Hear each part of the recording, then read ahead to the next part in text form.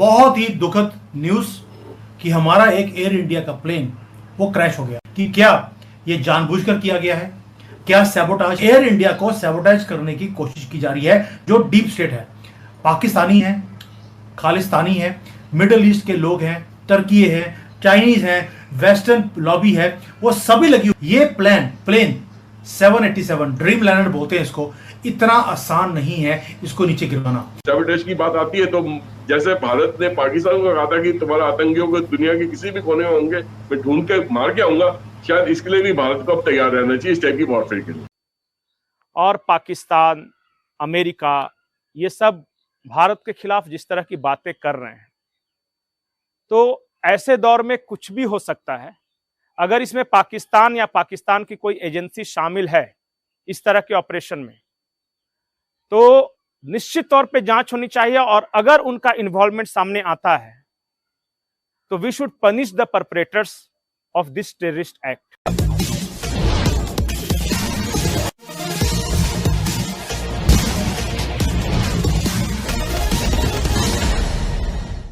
बहुत ही दुखद न्यूज कि हमारा एक एयर इंडिया का प्लेन वो क्रैश हो गया, और क्रैश भी हुआ है एक हॉस्टल के ऊपर जो कि एक मेडिकल कॉलेज था।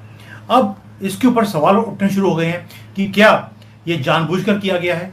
क्या सैबोटाज है? क्योंकि मोदी जी के पास भी यही प्लेन है, और आपको मालूम है मोदी जी कहाँ जाने वाले हैं। मोदी जी जाने वाले हैं कनाडा, और उससे पहले ये काम होता है। और ये धमकी एयर इंडिया को बहुत देर से मिल रही थी कि हम प्लेन को क्रैश करेंगे, पन्नू एंड पार्टी की तरफ से। अब मैंने देखा कि एक सैबोटाज की फोटो भी आई थी पहले, या एक ट्वीट था अरविंद जी ने दिया था कि एयर इंडिया को सैबोटाज करने की कोशिश की जा रही है। जो डीप स्टेट है, पाकिस्तानी है, खालिस्तानी है, मिडल ईस्ट के लोग हैं, टर्की है, चाइनीज है, वेस्टर्न लॉबी है, वो सभी लगी हुई है कि अगर भारत को नीचे करना है तो एयर इंडिया को सैबोटाज किया जाए। क्या ये उसी का प्लान है? और क्या जो ग्राउंड हैंडलिंग होती है वो तुर्की की कंपनी के पास थी? पीछे भारत ने उसको बैन किया, लेकिन हमारे बिके हुए जजेस ने उसको अलाउ कर दिया। क्या तुर्की का इसमें हाथ था? बहुत ज्यादा सवाल हैं इसके ऊपर, क्योंकि बार बार बोल रहा हूं, ये प्लेन 787 ड्रीम लाइनर बोलते हैं इसको, इतना आसान नहीं है इसको नीचे गिरवाना। जो बड़ी कंट्रीज के जितने भी प्रेसिडेंट्स हैं, किंग्स हैं, वो सभी इसको लेते हैं because this is one of the most safest plane in the whole world. What do you think this is happening? जब भी कोई जहाज उड़ना होता है तो उसकी एयरवर्दीनेस का एक सर्टिफिकेट इशू करा जाता है। तो बिना उसके सर्टिफिकेट के या बिना उसके टेस्टिंग के वो कोई भी फ्लाइट टेक ऑफ नहीं कर सकती है। तो ग्राउंड लेवल पे जब एयरवर्दीनेस इस फ्लाइट के लिए जब सर्टिफिकेट इशू करा गया था, तो जो लोग उसके पीछे इन्वॉल्व थे, अब उनकी भी छानबीन होना बहुत जरूरी है कि वो उनका बैकग्राउंड क्या है, उन्होंने किस बेस पे इसकी एयरवर्दीनेस दी। कि जहाज जब टेक ऑफ करा 610 या 20 मीटर फीट अभी ऊपर ही था, तो एकदम से उसका ऐसा टेक्निकल स्नैग आ गया कि उसके इंजन ने काम करना बंद कर दिया। वो ऊपर फ्लाइट और नहीं चल पाई और फ्लाइट धीरे करके नीचे गिरती चली गई। उसने पायलट ने पूरी कोशिश करी कि किसी भी तरीके से उसको वापस एयरबॉर्न रखे ताकि उसको एयर स्ट्रिप पर लैंड करवाया जा सके, और शायद उतना भी समय उनको नहीं मिल पाया।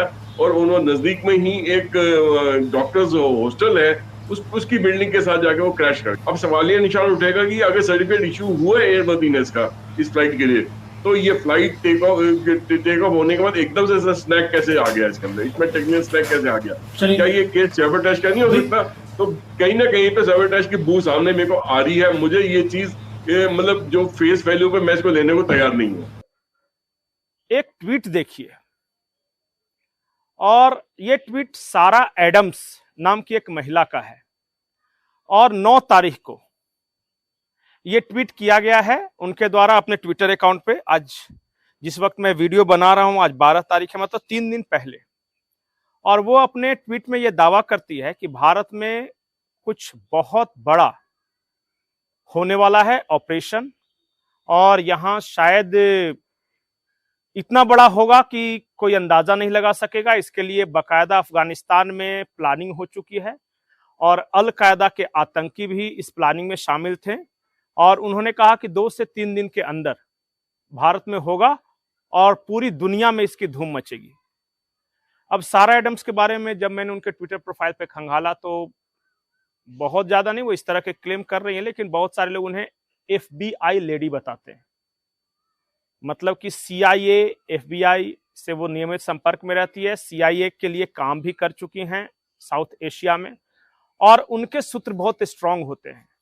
अगर सारा एडम्स ने ये कहा है कि अफगानिस्तान में बैठक हुई है, अलकायदा के आतंकी उसमें शामिल हैं, कुछ पाकिस्तानी आतंकी शामिल, कुछ लोग शामिल थे, आतंकी नहीं, और भारत में एक बहुत बड़े सबोटाज ऑपरेशन की प्लानिंग बनाई गई है, तो हमें इन दोनों ट्वीट्स को गंभीरता से लेना चाहिए और इस एंगल से भी जांच हो सकती है। तीसरा जो बहुत बड़ी खबर है, और ये खबर छपी है वायर्ड में, और ये खबर छपी है अगस्त 7, 2019 को 3:28, मतलब आज से 5-6 साल पहले। एक शख्स हैं जर्मनी में बैठे हुए जिनका नाम है रूबेन सैंटामार्टा। रूबेन सैंटामार्टा साइबर सिक्योरिटी के एक्सपर्ट हैं, और उन्होंने ये दावा किया जर्मनी के मैड्रिड शहर में बैठे बैठे कि ये जो बोइंग 787 ये जो पैसेंजर ट्रेन है ना, इनको साइबर हैकिंग के द्वारा सबोटाज किया जा सकता है। मतलब कोई आदमी बैठा हुआ है और उस सिस्टम को एक्सेस कर लेगा, बोइंग के सिस्टम को, और वो हैक करके उस प्लेन में गड़बड़ियां कर सकता है। लेकिन इस वक्त जिस तरह दुनिया में माहौल चल रहा है और पाकिस्तान, अमेरिका, ये सब भारत के खिलाफ जिस तरह की बातें कर रहे हैं, तो ऐसे दौर में कुछ भी हो सकता है। अगर इसमें पाकिस्तान या पाकिस्तान की कोई एजेंसी शामिल है इस तरह के ऑपरेशन में, तो निश्चित तौर पे जांच होनी चाहिए, और अगर उनका इन्वॉल्वमेंट सामने आता है तो we should punish the perpetrators of this terrorist act. Mayday is one of the last calls that he makes कि मतलब एब्सोल्यूट इमरजेंसी। इससे पहले कि ATC वाले उनको दोबारा कांटेक्ट करते, ये ब्लास्ट हो चुका था। And if you look at the flight, वो एक साइड की ओर टिल्ट नहीं कर रहा है, मतलब एक कोई भी साइड की ओर झुकाव नहीं है, वो ग्लाइड कर रहा है with its nose up. It's gliding, it's not flying. Flying मतलब कि उसकी इंजन में पावर है, it is gliding. And in दोनों बेचारों ने उसको ग्लाइड करके डैमेज कम करने की कोशिश की, लेकिन कितना, 50 second, how much can they try, so take off हुआ है 800 के 700 के बीच में उन्होंने हाइट एल्टीट्यूड पकड़ी है, and then they went down. These are GE90 series के engines हैं. These are extremely reliable, one of the most famous category. ये Rolls-Royce की engines use करती है GE इसमें. Boeing, GE, Rolls-Royce, ये लोग बहुत ज़्यादा इसमें effort लगाते हैं इन engines को बनाने. और this is one of the most popular flights, 787. And इसकी तकरीबन I think 1200 के आसपास already फ्लाइट्स इन्होंने डिलीवर की है. हमको जो ये डिलीवर हुई है फ्लाइट, ये जो AI 171, right, that was delivered इन 2014. 11 साल हुए. 11 साल is not a big deal. And air India जो है, air India might have hundreds of issues, लेकिन की फ्लाइंग में कभी इशू नहीं रही है. ये 787 की पहली ऐसी मेजर एक्सीडेंट रही है. you can imagine how bad the situation is. ये इनका इतना ये मेजर एक्सीडेंट ऐसा पहली बार हुआ है. लेकिन दोनों इंजन क्या कहते हैं, वर्क करना स्टॉप हो जाए और क्रैश हो जाए, ये हुआ है. हडसन रिवर में जो फ्लाइट क्रैश की थी, पायलट्स ने हर कोई ये क्या हुआ, पायलट्स खुद उनकी 10,000 आवर्स के ऊपर उनकी फ्लाइंग ये है. तो बहुत एक्सपीरियंस्ड पायलट्स हैं. फ्लाइट परफेक्ट है. एक और चीज़ है कि ये जो है इसमें कंप्यूटर कंट्रोल ज़्यादा है.